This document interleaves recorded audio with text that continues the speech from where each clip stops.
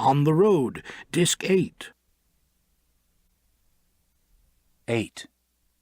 Horrible nauseas possessed us in the morning. First thing Dean did was go out across the cornfield to see if the car would carry us east. I told him no, but he went anyway. He came back pale. "Man, that's a detective's car, and every precinct in town knows my fingerprints from the year that I stole 500 cars. You see what I do with them? I just want to ride, man. I gotta go. Listen, we're gonna wind up in jail if we don't get out of here this very instant." "You're damned right," I said, and we began packing as fast as our hands could go. Dangling neckties and shirt tails, we said quick goodbyes to our sweet little family and stumbled off toward the protective road where nobody would know us. Little Janet was crying to see us, or me, or whatever it was, go, and Frankie was courteous, and I kissed her and apologized. "He sure is a crazy one," she said. "Sure reminds me of my husband that run away. Just exactly the same guy. I sure hope my Mickey don't grow up that way. They all do now." And I said goodbye to little Lucy, who had her pet beetle in her hand, and little Jimmy was asleep. All this in the space of seconds, in a lovely Sunday morning dawn, as we stumbled off with our wretched baggage. We hurried. Every minute we expected a cruising car to appear from around a country bend and come sloping for us. "If that woman with the shotgun ever finds out, we're cooked," said Dean. "We must get a cab, then we're safe." We were about to wake up a farm family to use their phone, but the dog drove us away. Every minute things become more dangerous. The coupe would be found wrecked in the cornfield by an early-rising countryman. One lovely old lady let us use her phone, finally, and we called a downtown Denver cab, but he didn't come. We stumbled on down the road. Early morning traffic began, every car looking like a cruiser. Then we suddenly saw the cruiser coming, and I knew it was the end of my life as I had known it, and that it was entering a new and horrible stage of jails and iron sorrows. But the cruiser was our taxi, and from that moment on we flew east. At the Travel Bureau, there was a tremendous offer for someone to drive a '47 Cadillac limousine to Chicago. The owner had been driving up from Mexico with his family and got tired and put them all on a train. All he wanted was identification and for the car to get there. My papers assured him everything would come off right. I told him not to worry. I told Dean, and don't scrounge with this car. Dean was jumping up and down with excitement to see it. We had to wait an hour. We lay on the grass near the church where in 1947 I had passed some time with panhandling hobos after seeing Rita Betancourt home, and there I fell asleep from sheer horror exhaustion with my face to the afternoon birds. In fact, they were playing organ music somewhere. But Dean hustled around town. He talked up an acquaintance with a waitress in a luncheonette, made a date to take her driving in his Cadillac that afternoon, and came back to wake me with the news. Now I felt better.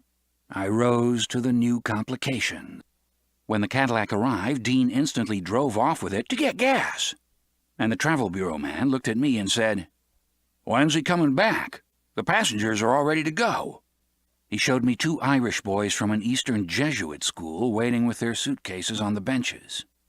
"He just went for gas. He'll be right back." I cut down to the corner and watched Dean as he kept the motor running for the waitress who had been changing in her hotel room. In fact, I could see her from where I stood, in front of her mirror, primping and fixing her silk stockings, and I wished I could go along with them. She came running out and jumped in the Cadillac. I wandered back to reassure the Travel Bureau boss and the passengers. From where I stood in the door, I saw a faint flash of the Cadillac crossing Cleveland Place with Dean, T-shirted and joyous, fluttering his hands and talking to the girl and hunching over the wheel to go as she sat sadly and proudly beside him. They went to a parking lot in broad daylight, parked near the brick wall at the back, a lot Dean had worked in once, and there, he claims, he made it with her, in nothing flat. Not only that, but persuaded her to follow us east as soon as she had her pay on Friday, come by bus and meet us at Ian MacArthur's pad on Lexington Avenue in New York. She agreed to come. Her name was Beverly. 30 minutes, and Dean roared back, deposited the girl at her hotel with kisses, farewells, promises, and zoomed right up to the Travel Bureau to pick up the crew. "Well, it's about time," said the Broadway Sam Travel Bureau boss. "I thought you'd gone off with that Cadillac." "It's my responsibility," I said. "Don't worry," and said that because Dean was in such an obvious frenzy everybody could guess his madness. Dean became businesslike and assisted the Jesuit boys with their baggage. They were hardly seated, and I had hardly waved goodbye to Denver before he was off, the big motor thrumming with immense bird-like power. Not 2 miles out of Denver, the speedometer broke because Dean was pushing well over 100 miles an hour. "Well, no speedometer. I won't know how fast I'm going. I'll just bawl that jack to Chicago and tell by time." It didn't seem we were even going 70, but all the cars fell from us like dead flies on the straightaway highway leading up to Greeley. "Reason why we're going northeast is because, Sal, we must absolutely visit Ed Wall's ranch in Sterling. You've got to meet him and see his ranch. And this boat cuts so fast we can make it without any time trouble and get to Chicago long before that man's train." Okay, I was for it. It began to rain, but Dean never slackened. It was a beautiful, big car, the last of the old-style limousines, black with a big elongated body and white-wall tires and probably bulletproof windows. The Jesuit boys, St. Bonaventura, sat in the back, gleeful and glad to be underway, and they had no idea how fast we were going. They tried to talk, but Dean said nothing and took off his T-shirt and drove bare-chested. "Oh, that Beverly is a sweet, gone little gal. She's going to join me in New York. We're going to get married as soon as I can get divorce papers from Camille. Everything's jumping, Sal, and we're off. Yes!" The faster we left Denver, the better I felt, and we were doing it fast. It grew dark when we turned off the highway at Junction and hit a dirt road that took us across dismal East Colorado plains to Ed Wall's ranch in the middle of Coyote nowhere. But it was still raining, and the mud was slippery, and Dean slowed to 70, but I told him to slow even more or we'd slide. And he said, "Don't worry, man, you know me." "Not this time," I said. "You're really going much too fast." And he was flying along there on that slippery mud, and just as I said that, we hit a complete left turn in the highway, and Dean socked the wheel over to make it, but the big car skidded in the grease and wobbled hugely. "Look out!" yelled Dean, who didn't give a damn, and wrestled with his angel a moment, and we ended up back-ass in the ditch with the front out on the road. A great stillness fell over everything. We heard the whining wind. We were in the middle of the wild prairie. There was a farmhouse a quarter-mile up the road. I couldn't stop swearing. I was so mad and disgusted with Dean. He said nothing and went off to the farmhouse in the rain with a coat to look for help. "Is he your brother?" the boys asked in the back seat. "He's a devil with a car, isn't he?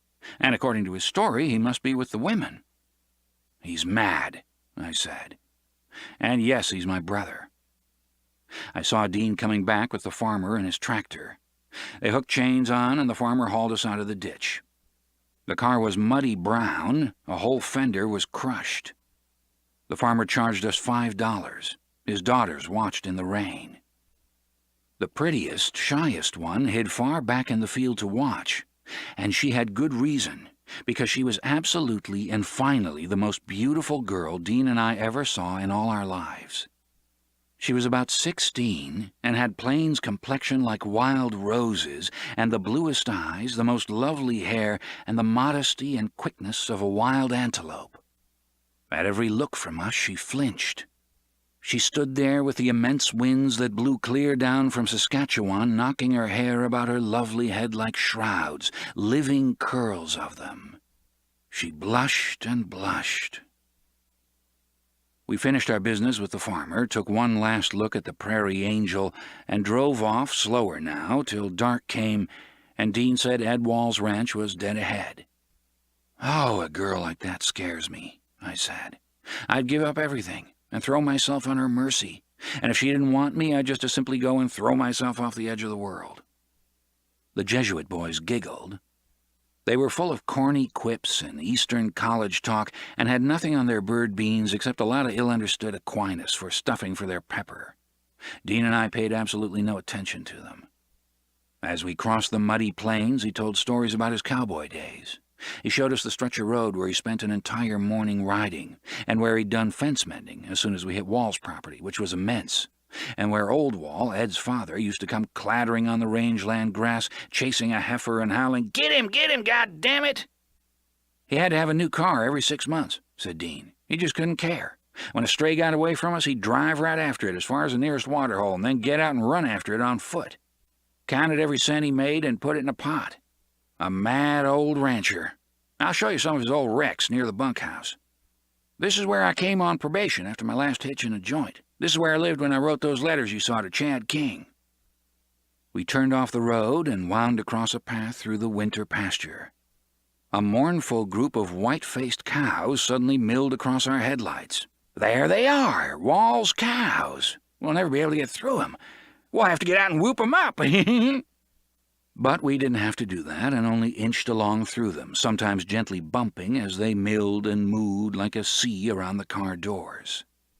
Beyond, we saw the light of Ed Wall's ranch house. Around this lonely light stretched hundreds of miles of plains. The kind of utter darkness that falls on a prairie like that is inconceivable to an Easterner. There were no stars, no moon, no light whatever except the light of Mrs. Wall's kitchen. What lay beyond the shadows of the yard was an endless view of the world that you wouldn't be able to see till dawn. After knocking on the door and calling out in the dark for Ed Wall, who was milking cows in the barn, I took a short, careful walk into that darkness, about 20 feet, and no more. I thought I heard coyotes. Wall said it was probably one of his father's wild horses whinnying in the distance. Ed Wall was about our age, tall, rangy, spike-toothed, laconic. He and Dean used to stand around on Curtis Street corners and whistle at girls. Now he took us graciously into his gloomy, brown, unused parlor and fished around till he found dull lamps and lit them and said to Dean, "What in the hell happened to your thumb?" "I socked Mary Lou and it got infected so much they had to amputate the end of it." "What in the hell did you go and do that for?" I could see he used to be Dean's older brother. He shook his head. The milk pail was still at his feet. "You always been a crack-brained son of a bitch anyhow." Meanwhile, his young wife prepared a magnificent spread in the big ranch kitchen. She apologized for the peach ice cream. "It ain't nothing but cream and peaches froze up together." Of course, it was the only real ice cream I ever had in my whole life. She started sparsely and ended up abundantly. As we ate, new things appeared on the table. She was a well-built blonde, but like all women who live in the wide spaces, she complained a little of the boredom. She enumerated the radio program she usually listened to at this time of night. Ed Wall sat, just staring at his hands. Dean ate voraciously. He wanted me to go along with him in the fiction that I owned the Cadillac, that I was a very rich man, and that he was my friend and chauffeur. It made no impression on Ed Wall. Every time the stock made sounds in the barn, he raised his head to listen. "Well, I hope you boys make it to New York." Far from believing that tale about my owning the Cadillac, he was convinced Dean had stolen it. We stayed at the ranch about an hour. Ed Wall had lost faith in Dean just like Sam Brady. He looked at him warily when he looked. There were riotous days in the past when they had stumbled around the streets of Laramie, Wyoming, arm in arm when the haying was over. But all this was dead and gone. Dean hopped in his chair convulsively. Well, yes, and now I think we'd better be cutting along because we got to be in Chicago by tomorrow night. We've already wasted several hours." The college boys thanked Wall graciously, and we were off again. I turned to watch the kitchen light recede in the sea of night. Then I leaned ahead. 9. In no time at all, we were back on the main highway, and that night I saw the entire state of Nebraska unroll before my eyes. 110 miles an hour straight through, an arrow road, sleeping towns, no traffic, and the Union Pacific streamliner falling behind us in the moonlight. I wasn't frightened at all that night. It was perfectly legitimate to go 110 and talk and have all the Nebraska towns, Ogallala, Gothenburg, Kearney, Grand Island, Columbus, unreel with dreamlike rapidity as we roared ahead and talked. It was a magnificent car. It could hold the road like a boat holds on water. Gradual curves were its singing ease. "Ah, man, what a dreamboat," sighed Dean. "Think if you and I had a car like this, what we could do. Do you know there's a road that goes down Mexico and all the way to Panama? And maybe all the way to the bottom of South America, where the Indians are 7 feet tall and eat cocaine on the mountainside? Yes! You and I, Sal, we dig the whole world with a car like this because, man, the road must eventually lead to the whole world. Ain't nowhere else it can go, right? Oh, and are we going to cut around old Shy with this thing? Think of it, Sal, I've never been to Chicago all my life, never stopped. We'll come in there like gangsters in this Cadillac. Yes, and girls? We can pick up girls. In fact, Sal, I've decided to make extra special fast time so we can have an entire evening to cut around in this thing. Now you just relax and I'll ball the jack all the way. Well, how fast are you going now? A steady 110, I figure. You wouldn't notice it. We've still got all Iowa in the daytime, and then I'll make that old Illinois and nothing flat. The boys fell asleep, and we talked and talked all night. It was remarkable how Dean could go mad and then suddenly continue with his soul, which I think is wrapped up in a fast car, a coast to reach, and a woman at the end of the road, calmly and sanely, as though nothing had happened. I get like that every time in Denver now. I can't make that town anymore. Gookly gooky, Dean's a spooky. Zoom! I told him I had been over this Nebraska road before in '47. He had too. Sal, when I was working for the New Era Laundry in Los Angeles, 1944, falsifying my age, I made a trip to Indianapolis Speedway for the express purpose of seeing the Memorial Day Classic, hitchhiking by day and stealing cars by night to make time. Also, I had a $20 Buick back in L.A., my first car. It couldn't pass the brake and light inspection, so I decided I needed an out-of-state license to operate the car without arrest, so went through here to get the license. As I was hitchhiking through one of these very towns with the plates concealed under my coat, a nosy sheriff who thought I was pretty young to be hitchhiking accosted me on the main drag. He found the plates and threw me in the 2-cell jail with a county delinquent who should have been in the home for the old since he couldn't feed himself, the sheriff's wife fed him, and sat through the day drooling and slobbering. After investigation, which included corny things like a fatherly quiz, then an abrupt turnabout to frighten me with threats, a comparison of my handwriting, etc., and after I made the most magnificent speech of my life to get out of it, concluding with the confession that I was lying about my car-stealing past and was only looking for my pa, who was a farmhand hereabouts, he let me go. Of course, I missed the races. The following fall, I did the same thing again to see the Notre Dame California game in South Bend, Indiana. Trouble, none this time, and Sal, I had just the money for the ticket and not an extra cent, and I didn't eat anything, all up and back, except for what I could panhandle from all kinds of crazy cats I met on the road, and at the same time gun gals. Only guy in the United States of America that ever went to so much trouble to see a ball game. I asked him the circumstances of his being in L.A. in 1944. I was arrested in Arizona, the joint, absolutely the worst joint I've ever been in. I had to escape, and pulled the greatest escape in my life. Speaking of escapes, you see, in a general way. In the woods, and crawling, and swamps, up around that mountain country. Rubber hoses and the works, and accidental so-called death facing me, I had to cut out of those woods along the ridge so as to keep away from trails and paths and roads. Had to get rid of my joint clothes and sneak the neatest theft of a shirt and pants from a gas station outside Flagstaff. Arrive in L.A. 2 days later, clad as a gas attendant. I walked to the first station I saw and got hired and got myself a room and changed name, Lee Boulier, and spent an exciting year in L.A., including a whole gang of new friends and some really great girls. That season ending when we were all driving on Hollywood Boulevard one night, and I told my buddy to steer the car while I kissed my girl, I was at the wheel, see, and he didn't hear me, and we ran smack into a post, but only going 20, and I broke my nose. You've seen before, my nose, the crooked Grecian curve up here. After that, I went to Denver and met Mary Lou in a soda fountain that spring. Oh, man, she was only 15, and wearing jeans and just waiting for someone to pick her up. 3 days, 3 nights of talk in the Ace Hotel, 3rd floor, southeast corner room, holy memento room and sacred scene of my days.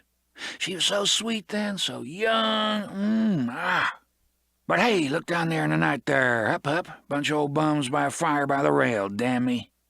He almost slowed down. You see, I never know whether my father's there or not. There were some figures by the tracks reeling in front of a wood fire. I never know whether to ask, he might be anywhere. We drove on. Somewhere behind us or in front of us in the huge night, his father lay drunk under a bush, and no doubt about it, spittle on his chin, water on his pants, molasses in his ears, scabs on his nose, maybe blood in his hair, and the moon shining down on him. I took Dean's arm. "Ah, man, we're sure going home now." New York was going to be his permanent home for the first time. He jiggled all over. He couldn't wait. "And think, Sal, when we get to Pennsy, we'll start hearing that gone Eastern bop on the disc jockeys. Gee, roll, old boat, roll." The magnificent car made the wind roar. It made the plains unfold like a roll of paper. It cast hot tar from itself with deference, an imperial boat. I opened my eyes to a fanning dawn. We were hurling up to it. Dean's rocky, dogged face, as ever, bent over the dashlight with a bony purpose of its own. "What are you thinking, Pops?" Same old thing, you know, girls, girls, girls." I went to sleep and woke up in the dry, hot atmosphere of July's Sunday morning in Iowa, and still Dean was driving and driving and had not slackened his speed. He took the curvy corndales of Iowa at a minimum of 80 and the straightaway 110, as usual, unless both-ways traffic forced him to fall in line at a crawling and miserable 60. When there was a chance, he shot ahead and passed cars by the half-dozen and left them behind in a cloud of dust. A mad guy in a brand-new Buick saw all this on the road and decided to race us. When Dean was just about to pass a passel, the guy shot by us without warning and howled and tooted his horn and flashed the taillights for challenge.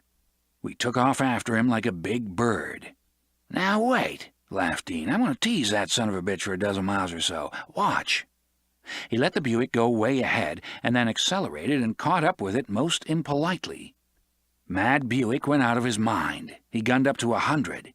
We had a chance to see who he was. He seemed to be some kind of Chicago hipster, traveling with a woman old enough to be, and probably actually was, his mother. God knows if she was complaining, but he raced. His hair was dark and wild, an Italian from Old Shy. He wore a sports shirt. Maybe there was an idea in his mind that we were a new gang from L.A. invading Chicago, maybe some of Mickey Cohen's men, because the limousine looked every bit the part, and the license plates were California. Mainly it was just road kicks. He took terrible chances to stay ahead of us. He passed cars on curves and barely got back in line as a truck wobbled into view and loomed up huge. 80 miles of Iowa we unreeled in this fashion, and the race was so interesting that I had no opportunity to be frightened. Then the mad guy gave up, pulled up at a gas station, probably on orders from the old lady, and as we roared by, he waved gleefully. On we sped, Dean bare-chested, I with my feet on the dashboard, and the college boys sleeping in the back. We stopped to eat breakfast at a diner run by a white-haired lady who gave us extra-large portions of potatoes as church bells rang in the nearby town. Then off again. "Dean, don't drive so fast in the daytime." "Don't worry, man, I know what I'm doing." I began to flinch. Dean came up on lines of cars like the angel of terror. He almost rammed them along as he looked for an opening.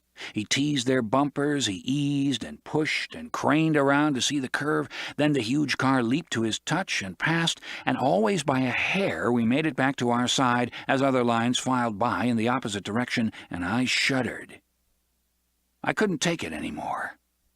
It is only seldom that you find a long Nebraskan straightaway in Iowa, and when we finally hit one, Dean made his usual 110, and I saw flashing by outside several scenes that I remembered from 1947, a long stretch where Eddie and I had been stranded 2 hours. All that old road of the past unreeling dizzily as if the cup of life had been overturned and everything gone mad. My eyes ached in nightmare day. "Ah, hell, Dean. I'm going in the back seat. I can't stand it anymore. I can't look." Tittered Dean, and he passed a car on a narrow bridge and swerved in dust and roared on. I jumped in the back seat and curled up to sleep. One of the boys jumped in front for the fun. Great horrors that we were going to crash this very morning took hold of me, and I got down on the floor and closed my eyes and tried to go to sleep. As a seaman, I used to think of the waves rushing beneath the shell of the ship and the bottomless deeps thereunder.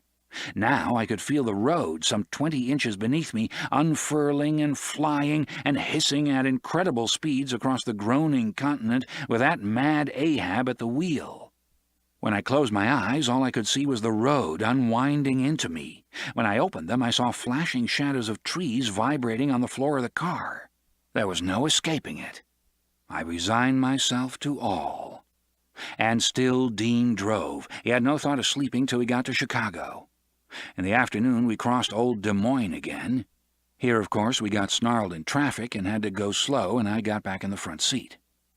A strange, pathetic accident took place. A fat colored man was driving with his entire family in a sedan in front of us. On the rear bumper hung one of those canvas desert water bags they sell tourists in the desert. He pulled up sharp, Dean was talking to the boys in back and didn't notice, and we rammed him at 5 miles an hour, smack on the water bag, which burst like a boil and squirted water in the air. No other damage except a bent bumper. Dean and I got out to talk to him. The upshot of it was an exchange of addresses and some talk, and Dean not taking his eyes off the man's wife, whose beautiful brown breasts were barely concealed inside a floppy cotton blouse. Yes. We gave him the address of our Chicago Baron and went on. The other side of Des Moines, a cruising car came after us with the siren growling with orders to pull over. Now what? The cop came out. Were you in an accident coming in? Accident? We broke a guy's water bag at the junction. He says he was hit and run by a bunch in a stolen car. This was one of the few instances Dean and I knew of a Negro's acting like a suspicious old fool. It so surprised us we laughed. We had to follow the patrolman to the station, and there spent an hour waiting in the grass while they telephoned Chicago to get the owner of the Cadillac and verify our position as hired drivers. Mr. Barron said, according to the cop, "Yes, that is my car, but I can't vouch for anything else those boys might have done. They were in a minor accident here in Des Moines." "Yes, you've already told me that. What I meant was I can't vouch for anything they might have done in the past." Everything was straightened out, and we roared on. Newton, Iowa, it was where I'd taken that dawn walk in 1947. In the afternoon, we crossed drowsy old Davenport again and the low-lying Mississippi in her sawdust bed. Then Rock Island, a few minutes of traffic, the sun reddening, and sudden sights of lovely little tributary rivers flowing softly among the magic trees and greeneries of mid-American Illinois.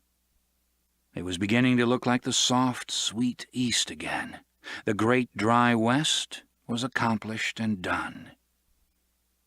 The state of Illinois unfolded before my eyes in one vast movement that lasted a matter of hours as Dean bawled straight across at the same speed. In his tiredness, he was taking greater chances than ever. At a narrow bridge that crossed one of these lovely little rivers, he shot precipitately into an almost impossible situation. 2 slow cars ahead of us were bumping over the bridge. Coming the other way was a huge truck trailer with a driver who was making a close estimate of how long it would take the slow cars to negotiate the bridge, and his estimate was that by the time he got there, they'd be over.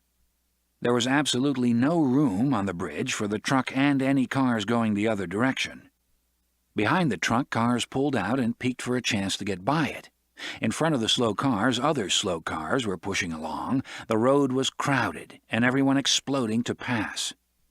Dean came down on all this at 110 miles an hour and never hesitated.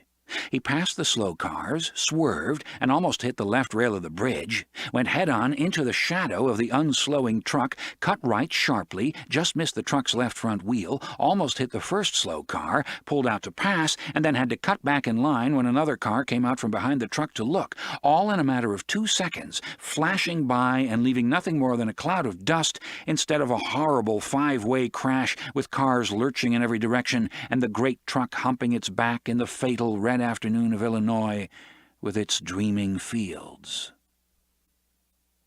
I couldn't get it out of my mind also that a famous bop clarinetist had died in an Illinois car crash recently, probably on a day like this. I went to the back seat again. The boys stayed in the back too now. Dean was bent on Chicago before nightfall. At a road rail junction, we picked up 2 hobos who rounded up a $50 between them for gas. A moment before, sitting around piles of railroad ties, polishing off the last of some wine, now they found themselves in a muddy but unbowed and splendid Cadillac limousine headed for Chicago in precipitous haste.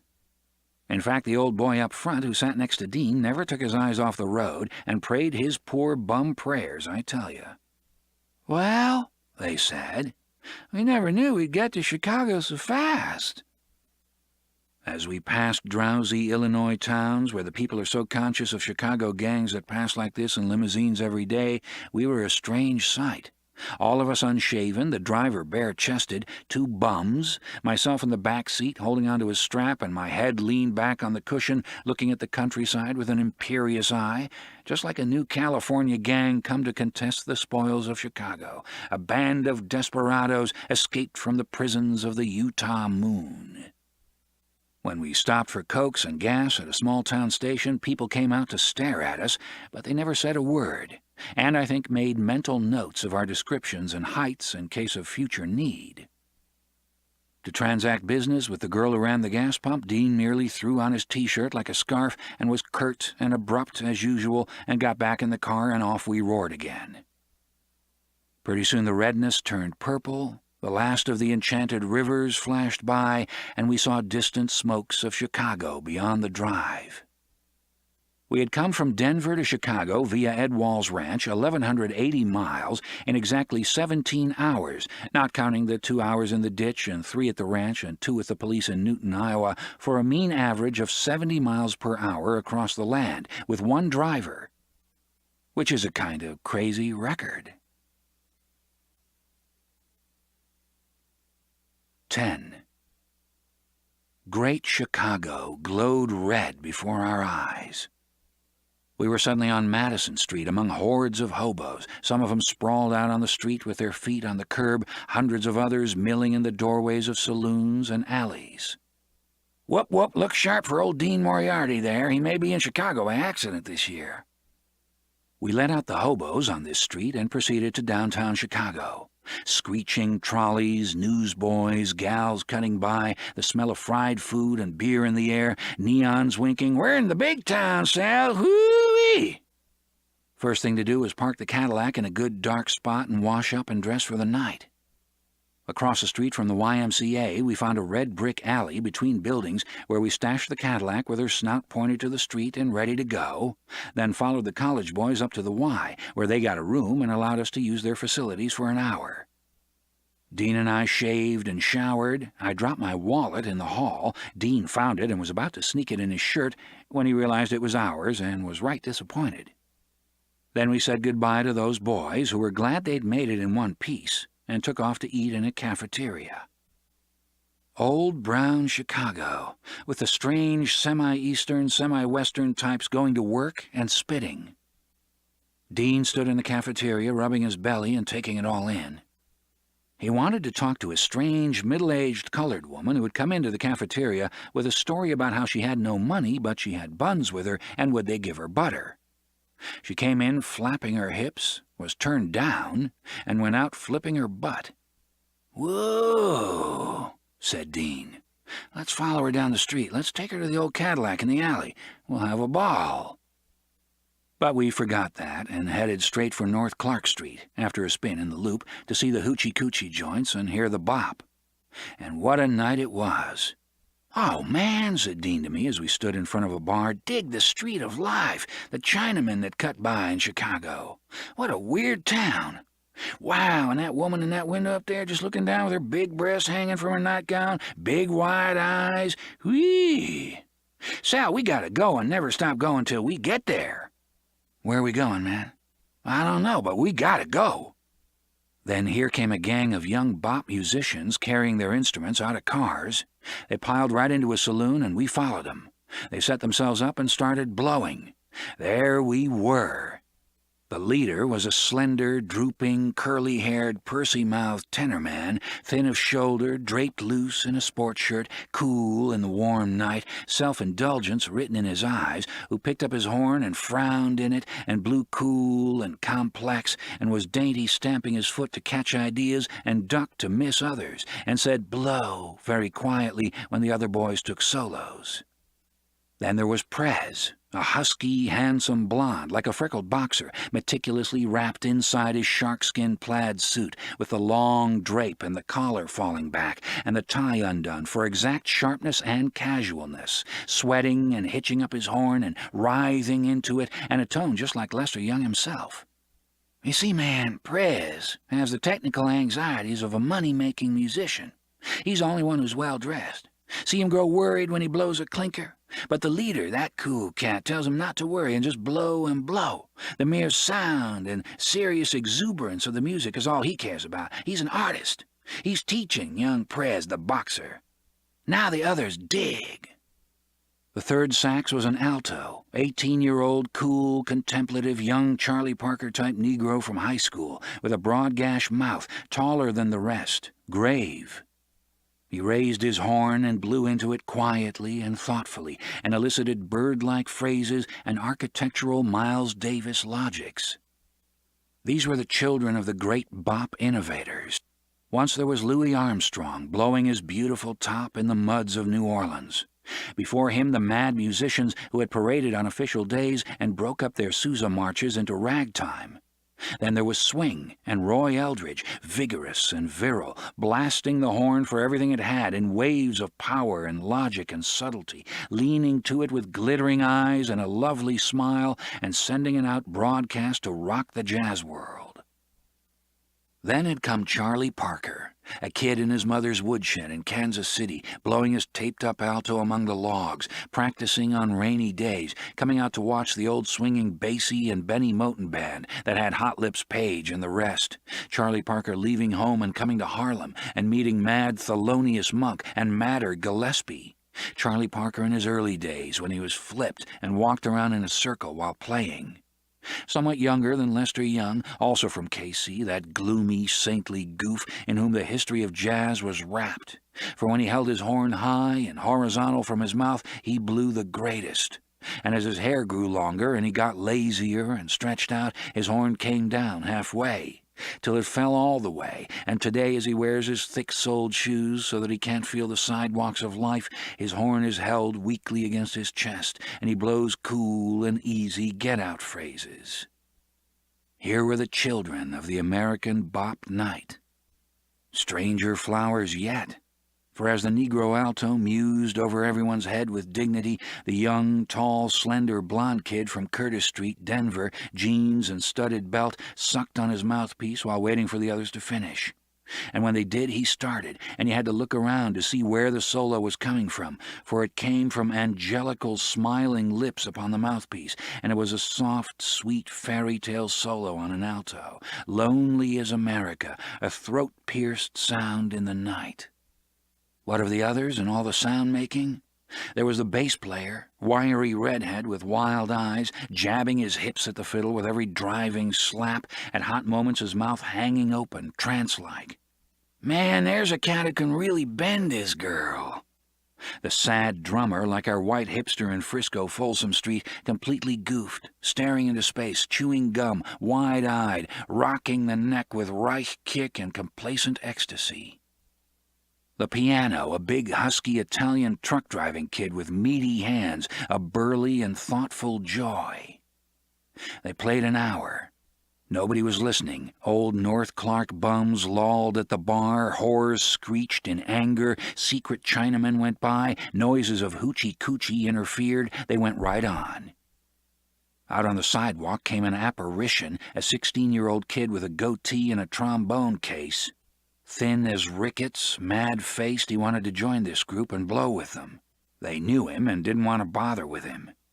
He crept into the bar and surreptitiously undid his trombone and raised it to his lips. No opening. Nobody looked at him. They finished, packed up, and left for another bar. He wanted to jump, skinny Chicago kid. He slapped on his dark glasses, raised the trombone to his lips alone in the bar, and went, "Baff!" Then he rushed out after them. They wouldn't let him play with them, just like the Sandlot football team in back of the gas tank. "All these guys live with their grandmothers, just like Tom Snark and our Carlo Marx alto," said Dean. We rushed after the whole gang. They went into Anita O'Day's club, and there unpacked and played till 9 o'clock in the morning. Dean and I were there with beers.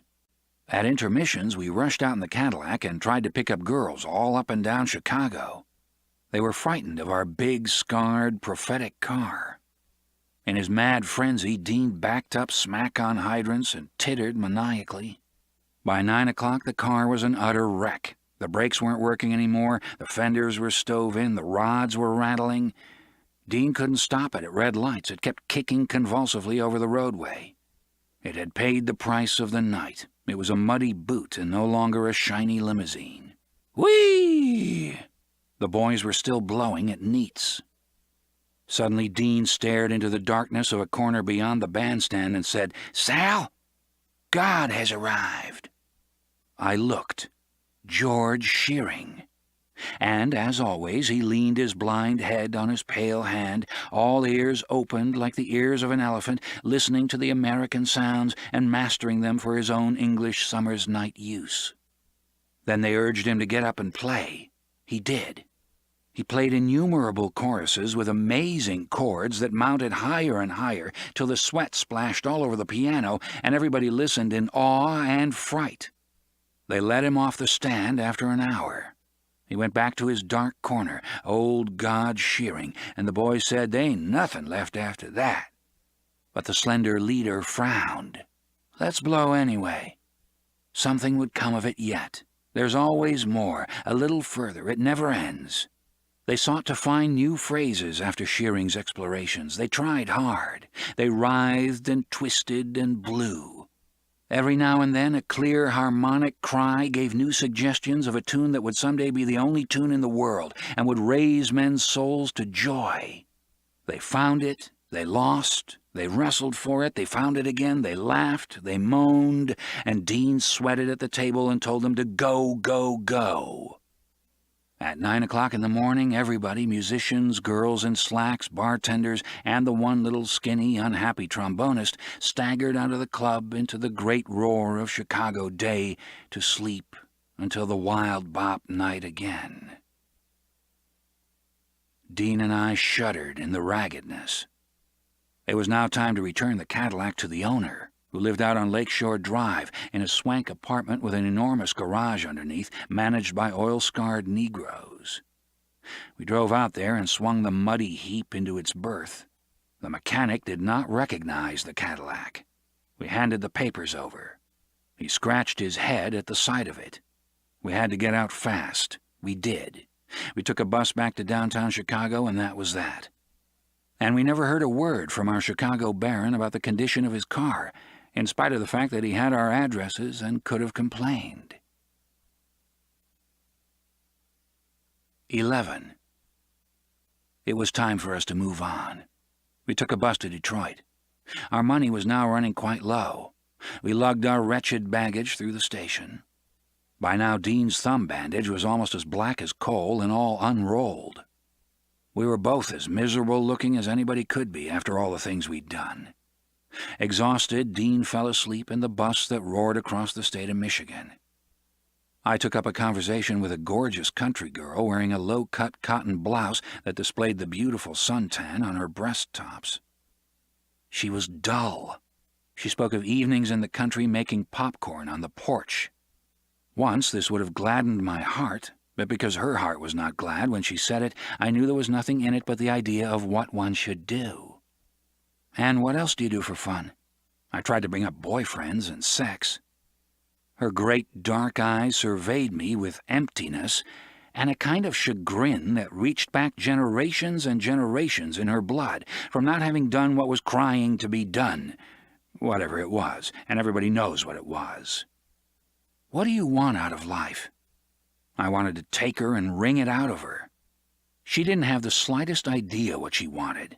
She mumbled of jobs, movies, going to her grandmother's for the summer, wishing she could go to New York and visit the Roxy, what kind of outfit she would wear, something like the one she wore last Easter, white bonnet, roses, rose pumps, and lavender gabardine coat. "What do you do on Sunday afternoons?" I asked. She sat on her porch. The boys went by on bicycles and stopped to chat. She read the funny paper. She reclined on the hammock. "What do you do on a warm summer's night?" She sat on the porch. She watched the cars in the road. She and her mother made popcorn. What does your father do on a summer's night? He works. He has an all-night shift at the boiler factory. He spent his whole life supporting a woman and her outpoppings and no credit or adoration. What does your brother do on a summer's night? He rides around on his bicycle. He hangs out in front of the soda fountain. What is he aching to do? What are we all aching to do? What do we want? She didn't know. She yawned. She was sleepy. It was too much. Nobody could tell. Nobody would ever tell. It was all over. She was 18 and most lovely and lost. And Dean and I, ragged and dirty as if we had lived off Locust, stumbled out of the bus in Detroit. We decided to stay up in all-night movies on Skid Row. It was too cold for parks. Hassel had been here on Detroit Skid Row. He had dug every shooting gallery and all-night movie and every brawling bar with his dark eyes many a time. His ghost haunted us. We'd never find him on Times Square again. We thought maybe by accident old Dean Moriarty was here too, but he was not. For 35 cents each, we went into the beat-up old movie and sat down in the balcony till morning when we were shooed downstairs. The people who were in that all-night movie were the end. Beat Negroes who'd come up from Alabama to work in car factories on a rumor, old white bums, young long-haired hipsters who'd reached the end of the road and were drinking wine, whores, ordinary couples, and housewives with nothing to do, nowhere to go, nobody to believe in. If you sifted all Detroit in a wire basket, the beater, solid core of dregs couldn't be better gathered. The picture was singing cowboy Eddie Dean and his gallant white horse Bloop. That was number one. Number two double feature film was George Raft, Sidney Greenstreet, and Peter Lorre in a picture about Istanbul. We saw both of these things 6 times each during the night. We saw them waking, we heard them sleeping, we sensed them dreaming, we were permeated completely with the strange gray myth of the West and the weird dark myth of the East when morning came. All my actions since then have been dictated automatically to my subconscious by this horrible osmotic experience. I heard Big Greenstreet sneer 100 times. I heard Peter Lorre make his sinister come on. I was with George Raft in his paranoiac fears. I rode and sang with Eddie Dean and shot up the Rustlers innumerable times. People slugged out of bottles and turned around and looked everywhere in the dark theater for something to do, somebody to talk to. In the head, everybody was guiltily quiet. Nobody talked. In the gray dawn that puffed ghost-like about the windows of the theater and hugged its eaves, I was sleeping with my head on the wooden arm of a seat as 6 attendants of the theater converged with their night's total of swept-up rubbish and created a huge, dusty pile that reached to my nose as I snored head down, till they almost swept me away too. This was reported to me by Dean, who was watching from 10 seats behind. All the cigarette butts, the bottles, the matchbooks, the come and gone were swept up in this pile. Had they taken me with it, Dean would have never seen me again. He would have had to roam the entire United States and look in every garbage pail from coast to coast before he found me embryonically convoluted among the rubbishes of my life, his life, and the life of everybody concerned and not concerned. What would I have said to him from my rubbish womb? Don't bother me, man. I'm happy where I am. You lost me one night in Detroit in August 1949. What right have you to come and disturb my reverie in this pukish can? In 1942, I was the star in one of the filthiest dramas of all time. I was a seaman and went to the Imperial Cafe on Scollay Square in Boston to drink. I drank 60 glasses of beer and retired to the toilet, where I wrapped myself around the toilet bowl and went to sleep. During the night, at least 100 seamen and assorted civilians came in and cast their sentient debouchements on me till I was unrecognizably caked. What difference does it make, after all? Anonymity in the world of men is better than fame in heaven, for what's heaven? What's earth? All in the mind. Gibberishly, Dean and I stumbled out of this horror hole at dawn and went to find our travel bureau car. After spending a good part of the morning in Negro bars and chasing gals and listening to jazz records on jukeboxes, we struggled 5 miles in local buses with all our crazy gear and got to the home of a man who was going to charge us $4 apiece for the ride to New York. He was a middle-aged blond fellow with glasses, with a wife and kid and a good home. We waited in the yard while he got ready. His lovely wife, in cotton kitchen dress, offered us coffee, but we were too busy talking. By this time, Dean was so exhausted and out of his mind that everything he saw delighted him. He was reaching another pious frenzy. He sweated and sweated. The moment we were in the new Chrysler and off to New York, the poor man realized he had contracted a ride with two maniacs, but he made the best of it and in fact got used to us just as we passed Briggs Stadium and talked about next year's Detroit Tigers. In the misty night, we crossed Toledo and went onward across old Ohio. I realized I was beginning to cross and recross towns in America as though I were a traveling salesman. Raggedy travelings, bad stock, rotten beans in the bottom of my bag of tricks, nobody buying. The man got tired near Pennsylvania, and Dean took the wheel and drove clear the rest of the way to New York. And we began to hear the Symphony Sid show on the radio with all the latest bop, and now we were entering the great and final city of America. We got there in early morning. Times Square was being torn up, for New York never rests. We looked for hassle automatically as we passed. In an hour, Dean and I were out at my aunt's new flat in Long Island, and she herself was busily engaged with painters who were friends of the family, and arguing with them about the price as we stumbled up the stairs from San Francisco. "Sal," said my aunt, "Dean can stay here a few days, and after that he has to get out. Do you understand me?" The trip was over. Dean and I took a walk that night among the gas tanks and railroad bridges and fog lamps of Long Island. I remember him standing under a street lamp. "Just as we passed that other lamp, I was going to tell you a further thing, Sal, but now I am parenthetically continuing with a new thought, and by the time we reach the next, I'll return to the original subject. Agreed?" I certainly agreed. We were so used to traveling, we had to walk all over Long Island, but there was no more land, just the Atlantic Ocean, and we could only go so far. We clasped hands and agreed to be friends forever. Not 5 nights later, we went to a party in New York, and I saw a girl called Inez and told her I had a friend with me that she ought to meet sometime. I was drunk and told her he was a cowboy. "Oh, I've always wanted to meet a cowboy."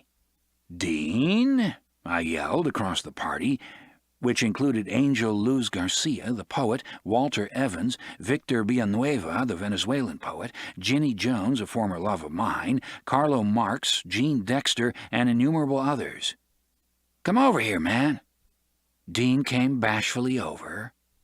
An hour later, in the drunkenness and she-she-ness of the party, it's in honor of the end of summer, of course, he was kneeling on the floor with his chin on her belly and telling her and promising her everything and sweating. She was a big, sexy brunette, as Garcia said, something straight out of Degas, and generally like a beautiful Parisian coquette. In a matter of days, they were dickering with Camille in San Francisco by long-distance telephone for the necessary divorce papers so they could get married. Not only that, but a few months later, Camille gave birth to Dean's second baby, the result of a few nights' rapport early in the year. And another matter of months, and Inez had a baby. With one illegitimate child in the West somewhere, Dean then had 4 little ones and not a cent, and was all troubles and ecstasy and speed as ever. So we didn't go to Italy. Part 4. 1. I came into some money from selling my book. I straightened out my aunt with rent for the rest of the year. Whenever spring comes to New York, I can't stand the suggestions of the land that come blowing over the river from New Jersey, and I've got to go. So I went.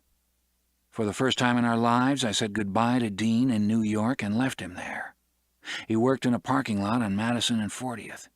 As ever, he rushed around in his ragged shoes and T-shirt and belly-hanging pants all by himself, straightening out immense noontime rushes of cars.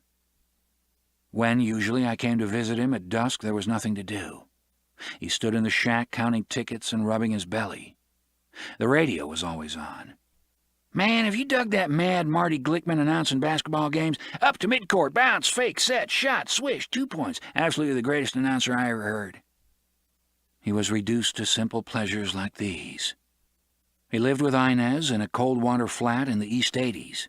When he came home at night, he took off all his clothes and put on a hip-length Chinese silk jacket and sat in his easy chair to smoke a water pipe loaded with tea.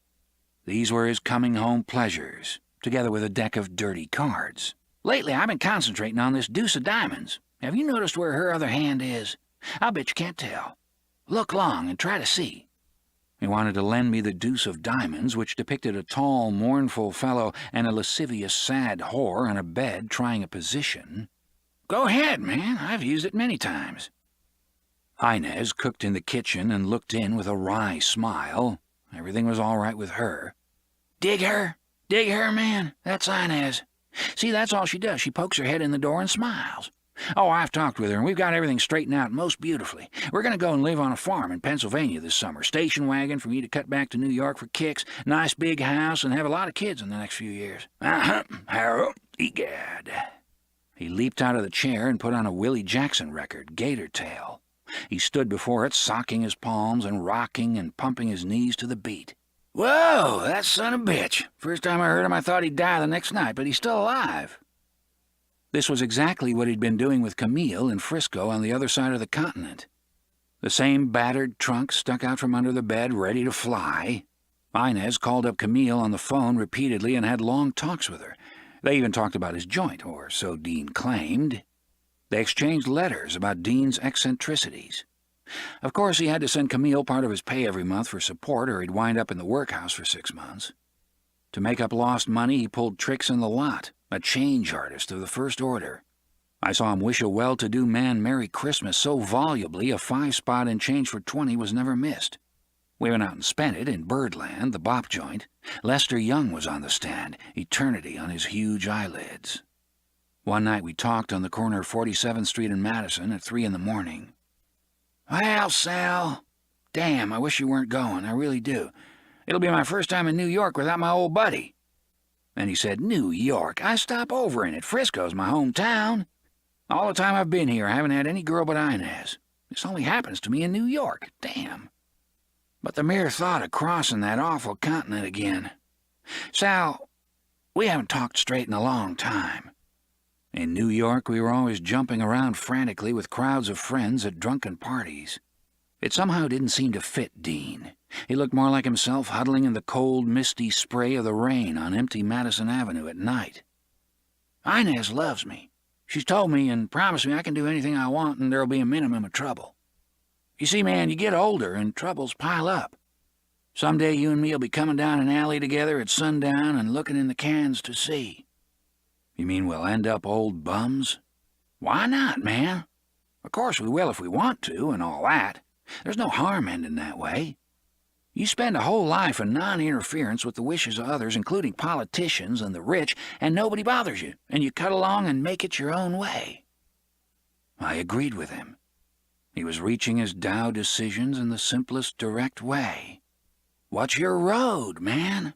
Holy Boy Road, Madman Road, Rainbow Road, Guppy Road, any road. It's an anywhere road for anybody anyhow. Where, body, how? We nodded in the rain. Shit, and you gotta look out for your boy. He ain't a man unless he's a jumping man. Do what the doctors say. I'll tell you, Sal, straight, no matter where I live, my trunk's always sticking out from under the bed. I'm ready to leave or get thrown out. I've decided to leave everything out of my hands. You've seen me try and break my ass to make it, and you know that it doesn't matter, and we know time, how to slow it up, and walk, and dig, and just old-fashioned spade kicks. What other kicks are there? We know." We sighed in the rain. It was falling all up and down the Hudson Valley that night. The great world piers of the sea-wide river were drenched in it. Old steamboat landings at Poughkeepsie were drenched in it. Old Split Rock Pond of Sources was drenched in it. Vanderwacker Mount was drenched in it. "So," said Dean, "I'm cutting along in my life as it leads me. You know, I recently wrote my old man in jail in Seattle. I got the first letter in years from him the other day." "Did you?" Yes. He said he wants to see the Babby spelt with 2 B's when he can get to Frisco. I found a 13-a-month cold water pad on East 40th. If I can send him the money, he'll come and live in New York, if he gets here. I never told you much about my sister, but you know I have a sweet little kid sister. I'd like to get her to come and live with me, too." "Where is she?"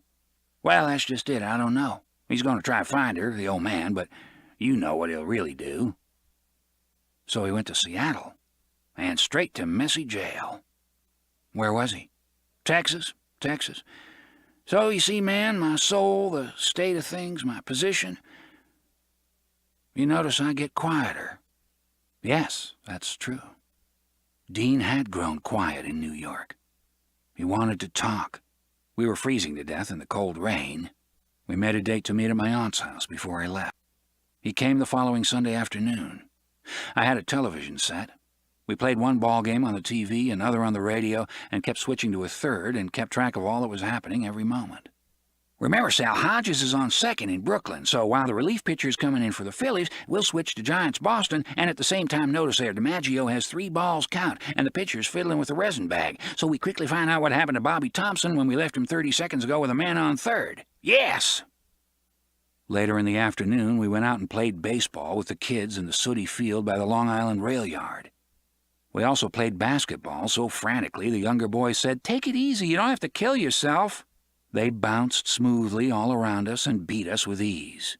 Dean and I were sweating. At one point, Dean fell flat on his face on the concrete court. We huffed and puffed to get the ball away from the boys. They turned and flipped it away. Others darted in and smoothly shot over our heads.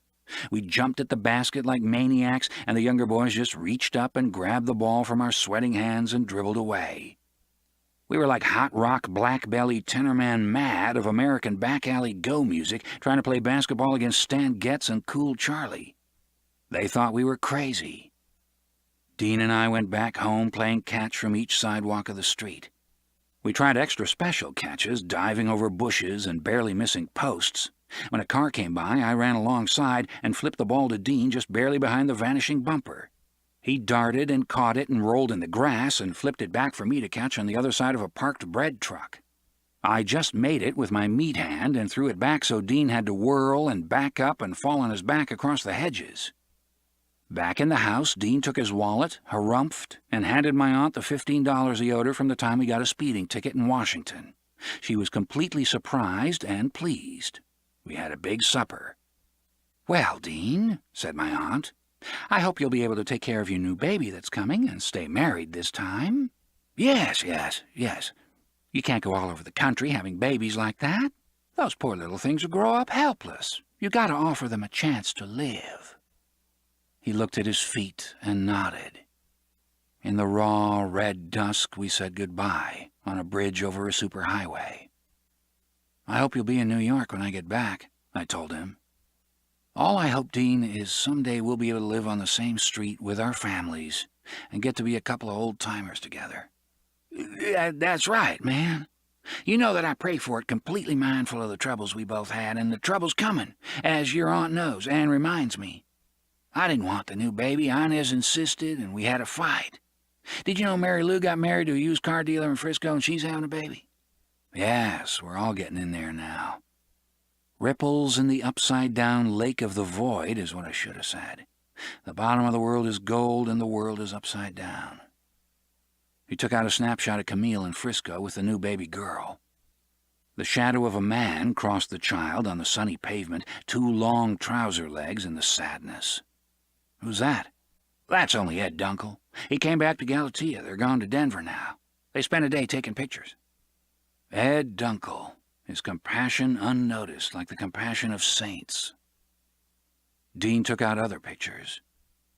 I realized these were all the snapshots which our children would look at someday with wonder, thinking their parents had lived smooth, well-ordered, stabilized within the photo lives, and got up in the morning to walk proudly on the sidewalks of life, never dreaming the raggedy madness and riot of our actual lives, or actual night, the hell of it, the senseless nightmare road, all of it inside endless and beginningless emptiness.